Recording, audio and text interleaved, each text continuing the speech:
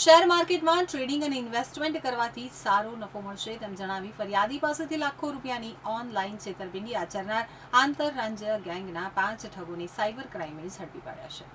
Surat cyber crime police પાસેથી મળતી માહિતી મુજબ ફરિયાદીને શેર માર્કેટમાં ટ્રેડિંગ અને ઇન્વેસ્ટમેન્ટથી મોટો નફો અપાવવાના નામે એક વ્યક્તિને વોટ્સએપ ગ્રુપમાં જોડી અને બનાવટી વેબસાઇટ મારફતે ટ્રેડિંગ કરાવવામાં આવતું હતું। અલગ અલગ બેંક ખાતાઓમાં 26.20 લાખ ટ્રાન્સફર કરાવી છેતરપિંડી આચરવામાં આવી હતી। ફરિયાદ બાદ સુરત પોલીસ કમિશનર વાબાંગ ઝામેર, અધિક પોલીસ કમિશનર વાઘેલા અને સાયબર ક્રાઇમના ડીસીપી વિશાખા જૈનની સૂચનાને લઈ સુરત સાયબર ક્રાઇમ સેલે ટેકનિકલ વિશ્લેષણ, ડિજિટલ પુરાવા અને નાણાકીય ટ્રેલના આધારે ઓડિશા અને પશ્ચિમ બંગાળના 5 આરોપીઓને ઝડપી પાડ્યા છે।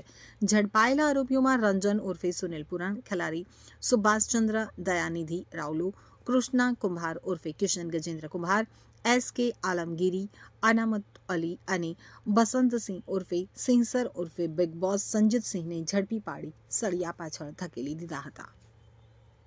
પોલીસ કમિશનર સર સુરત શહેર, અધિક police commissioner sir crime Surat શહેર,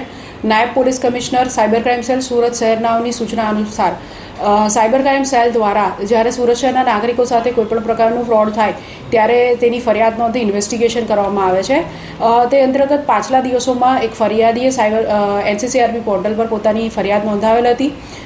જેમાં તેની સાથે શેર ટ્રેડિંગ શેરમાં ઇન્વેસ્ટમેન્ટની ટિપ્સ આપવાના બહાને તેને વોટ્સઅપ ગ્રુપમાં જોડી અને ત્યારબાદ ફરજી વેબસાઇટ ઉપર એને એકાઉન્ટ ખોલાવડાવી ટ્રેડિંગના બહાને 26,20,000 જેટલી મોટી રકમ સાયબર ક્રિમિનલ્સ દ્વારા પડાવી લેવામાં આવી હતી। આ FIR નોંધીને સાયબર ક્રાઇમ સેલના PI VD મંડોરા દ્વારા અને તેમની ટીમ દ્વારા આ અંગે ઇન્વેસ્ટિગેશન કરવામાં આવ્યું હતું, જે દરમિયાન જણાવ્યું કે આની અંદર એક કાવતરાપૂર્વક આ પ્રકારનું સાયબર ક્રાઇમ આચરવામાં આવ્યું છે, જે અંતર્ગત સાયબર ક્રાઇમની સેલ દ્વારા ટીમ દ્વારા ઓરિસ્સા ખાતેથી કુલ 5 આરોપીઓને અત્રે લાવીને ધરપકડ કરી રિમાન્ડ મેળવી આગળની કાર્યવાહી ચાલુ કરેલ છે। આ ગુનામાં આપણે જોઈએ તો રંજન ઉર્ફે સુનિલ ખિલારી, કૃષ્ણા કુંભાર ઉર્ફે કિશન કુંભાર, એ બંને જે આરોપીઓ છે તેમણે RRK પબ્લિક બજાર પ્રાઇવેટ લિમિટેડ નામની એક ફરજી ફર્મ બનાવેલી હતી અને એ ફર્મના નામે એ લોકોએ સંયુક્ત જોઈન્ટ જે બેંક એકાઉન્ટ કહેવાય એ ખોલાવેલું હતું અને આ બેંક એકાઉન્ટની અંદર ફરિયાદીના 50,000 જેટલા રૂપિયા ગયેલા હતા। આ બંને જણે આ જે એકાઉન્ટ છે એ ખોલીને એને કમિશનથી સુભાષચંદ્ર દયાનિધિને તથા S.કે. આલમગીર નામના ઉપરના લેવલના જે ક્રિમિનલ છે એમને આપેલ હતું, જે લોકો આ રીતના મ્યુલ એકાઉન્ટ પ્રોવાઈડ કરવાના ગુનાઓમાં સંકળાયેલા છે, આ પ્રકારની એમો ધરાવે છે અને આ બંને ઈસમોએ જે કમિશન છે એ લઈને બસંતસિંહ નામના એક આગળના જે ક્રિમિનલ છે એને આ એકાઉન્ટ ભાડે આપેલ હતું।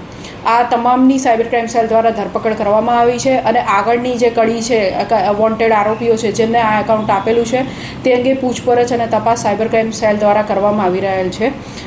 આપણે આ જે RRK પબ્લિક બજાર પ્રાઇવેટ લિમિટેડ નામની જે ફરજી ફર્મ છે એની વાત કરીએ, જેની અંદર ફરિયાદીના નાણાં ગયા છે, તો આ જે એકાઉન્ટ છે એની ઉપર ભારતભરમાં NCCRP પોર્ટલ પર કુલ 149 જેટલી કમ્પ્લેન્ટ્સ રજીસ્ટર થયેલી છે અને સાથે સાથે કુલ આ બહુ ટૂંકા સમયગાળામાં 6,53,00,000 જેટલી માતબર રકમના ટ્રાન્ઝેક્શન આ એકાઉન્ટમાં જણાઈ આવેલ છે। વધુમાં આ જે આરોપીઓનો ગુનાહિત ઇતિહાસ જોઈએ તો આરોપીઓ વિરુદ્ધ વિવિધ પોલીસ સ્ટેશનોમાં સાયબર ક્રાઇમના કુલ 5 ગુના અગાઉથી રજીસ્ટર્ડ થયેલ છે। આ જે ક્રિમિનલ્સ છે તે લોકો આ પ્રકારની જ જે સાયબર ક્રિમિનલને મ્યુલ એકાઉન્ટ પૂરા પાડવા એના માટે ફરજી એકાઉન્ટ ખોલાવવા એ પ્રકારની પ્રવૃત્તિઓ સાથે પ્રાથમિક તપાસ દરમિયાન એ લોકો જોડાયેલા હોય એવું જણાઈ આવેલ છે।